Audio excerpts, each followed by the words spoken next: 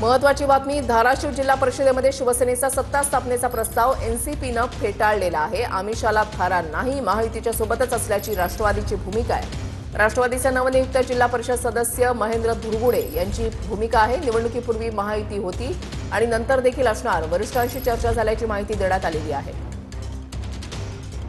ज्यावेळेस 6 जागा निवडून आल्या त्याच वेळेस आम्ही वरिष्ठ नेत्याकडे गेलो, त्यांच्याशी चर्चा केली आणि वरिष्ठ नेत्यांनी आम्हाला सांगितलं, मग त्यात तटकरे साहेब असतील, गर्जे साहेब असतील, आमचे नेते पारदादा असतील, की आपण महायुतीबरोबर निवडणूक पूर्व महायुती केलेली आहे आणि त्यांच्यासोबतच आपल्याला राहणं योग्य आहे आणि त्यांच्या आदेशाने आम्ही महायुतीमध्ये सामील झालो आणि आम्ही आता कोण किती काय आम्हीच दाखवल त्याला आम्ही थारा देणार नव्हतो। निश्चित राष्ट्रवादी काँग्रेस पार्टी महायुतीमध्येच सामील झालेली आहे। शिवसेना पक्षातला एक कार्यकर्ता म्हणून आम्हाला सुद्धा अजितदादाच्या पक्षातला जिल्हा परिषद अध्यक्ष बनत असेल तर त्याचं स्वागत करायची तयारी आमची आहे।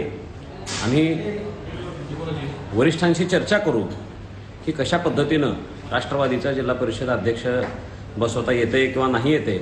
राष्ट्रवादी काँग्रेसनं जर काय अप्रोच शिवसेनेकडे केला तर तशा पद्धतीचा सकारात्मक विचार करता येऊ शकतो।